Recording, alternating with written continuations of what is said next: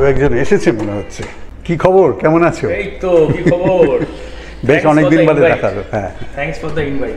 আমার বন্ধু রঞ্জন এসেছে, তো আজকে একটু খাওয়া দাওয়া হবে, আপনাদের দেখানো যাক কি খাওয়া হবে। খাওয়ার ব্যাপারে একটু স্পেশাল আছে, এখানে এসব চট করে দেখা যায় না। আমি পৃথ্বীজিৎ দেবনাথ, দুবাইতে থাকি, কিছু কিছু খাওয়া দাওয়ার অভিজ্ঞতার ভিডিও বানাই, সেই প্রসঙ্গে আজকে নেক্সট ভিডিও রঞ্জনের সাথে। চলে এসো তাহলে, এখানে বসা যাক, প্রথমে একটু আড্ডা হোক।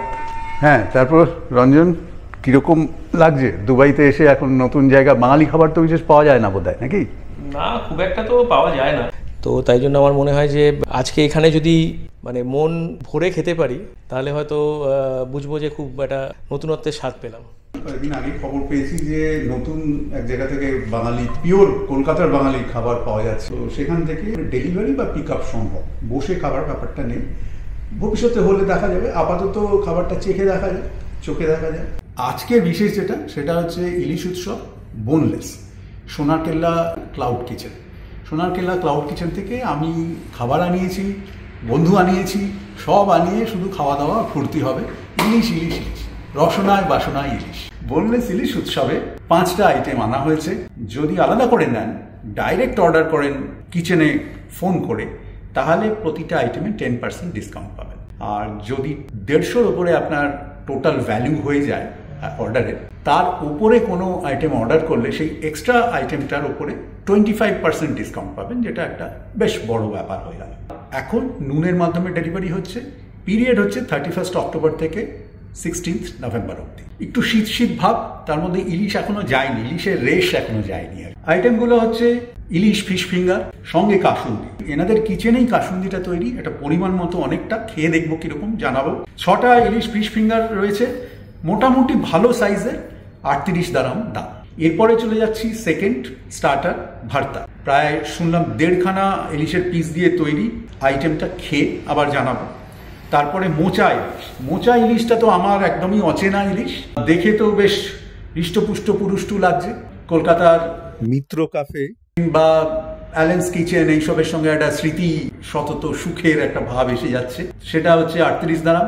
আর তারপরে একটা বেশ কন্টিনেন্টাল স্টাইলে গোছানো সটেড ভেজিটেবল ফ্রেঞ্চ ফ্রাইজ আর স্মোকড ইলিশ বোনলেস। দেখতে বেশ একটা লাল লাল তন্দুরি তন্দুরি ভাব এসছে, জিভে জল গড়ানো, খেয়ে দেখা যাক কেমন। এটা 48 দারাম। ফাইনাল মানে ক্রাউনিং গ্লোরি যেটা বলা, সেটা হচ্ছে ইলিশ পাতুরি, ভাপা ইলিশ বলা যেতে পারে বাংলাতে। ভালো করে একদম সিলভার ফয়েলে ফোল্ড করা হিসেবেই এসছে, দেখতে খুবই সুন্দর লাগছে, পরিমাণটাও যথেষ্ট লাগছে।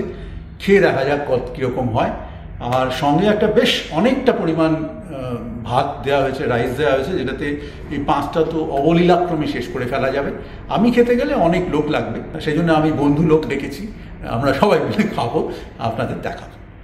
ইলিশ তো অনেক জায়গা থেকে পাওয়া যায়, ইলিশ তো বাঙালি থাকলে ইলিশ তো থাকবেই সেখানে, কিন্তু পুরো ব্যাপারটাই শুধু বোনলেস ইলিশের, এটা আমি তো চট করে দেখি না। বাহ, আমি তো বাঙাল, তো ইলিশ আমাকে সবসময় টানবে যে কোনো ফরম্যাটে, যে কোনোভাবেই। বোনলেস ইলিশ খেয়েছি আমি একটা সময়, আশা করছি তার থেকেও ভালো খাবো, বা অন্তত সেরকম হবে এখানে। কেমন? ভালো ভালো।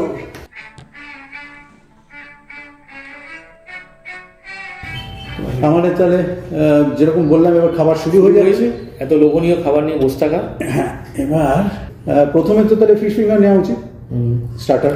ফিশফিঙ্গারটা কাসুন্দিও নেওয়া উচিত, এদের হোমমেড কাসুন্দি, তোমার রেস্টুরেন্টে যা শুনলাম বলবে।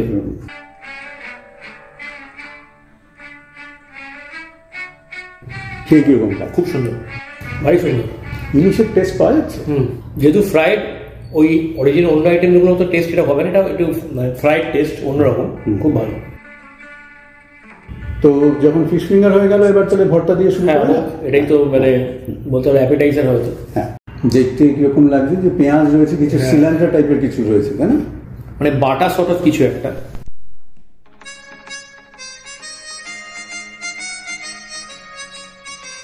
কুচমুচ কুচমুচ করে আওয়াজ শোনা যাচ্ছে। প্রচুর পেঁয়াজ আছে, আচ্ছা, যে টেস্টটা করে বাড়িয়েছে হয়তো। সুন্দর খেতে। এটাতে ইলিশ ইলিশ গন্ধ একদমই।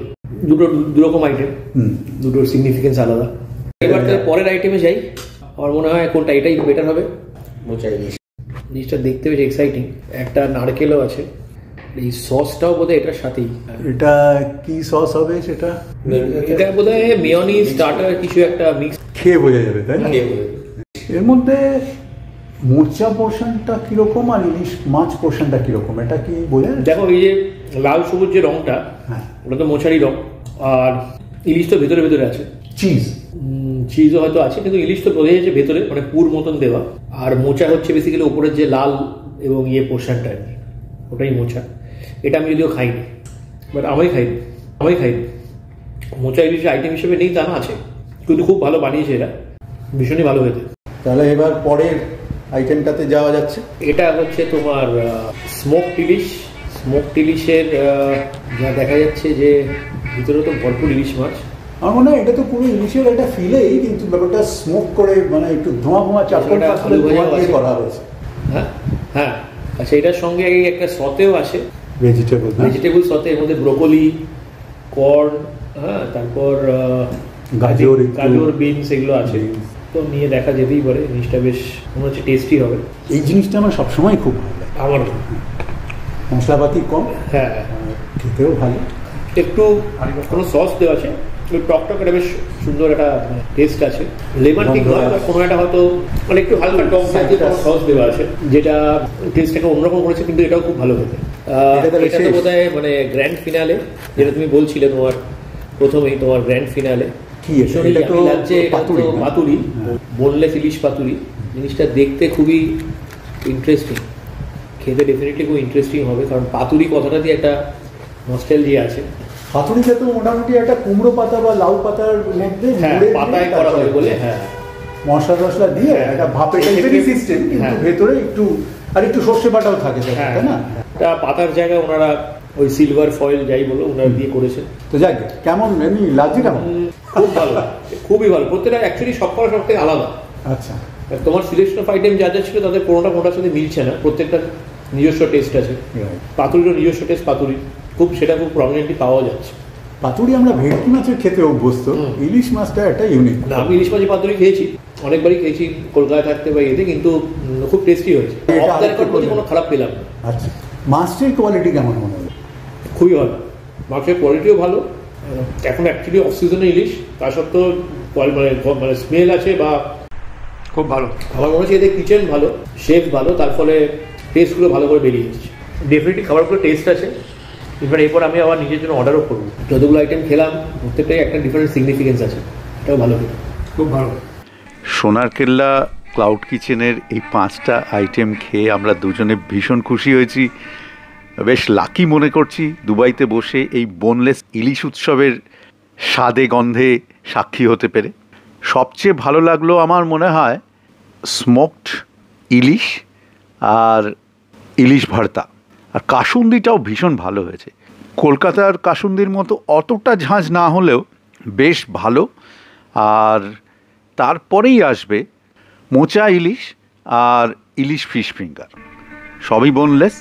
মোচা ইলিশটা বিশেষ করে একটু অন্যরকম। এই ছিল আমাদের রিভিউ, খেয়ে দেখলাম, চেখে দেখলাম, খুব ভালো লেগেছে। আপনাদের কেমন লাগলো খেয়ে জানাবেন। যদি দামটা একটু ওপরের দিকে মনে হয়, ডিসকাউন্টের ব্যবস্থা আছে, যেটা ভিডিওতে আমি প্রথমেই বলেছি। সবাই ভালো থাকবেন, খেয়ে কেমন লাগলো কমেন্টে জানাবেন।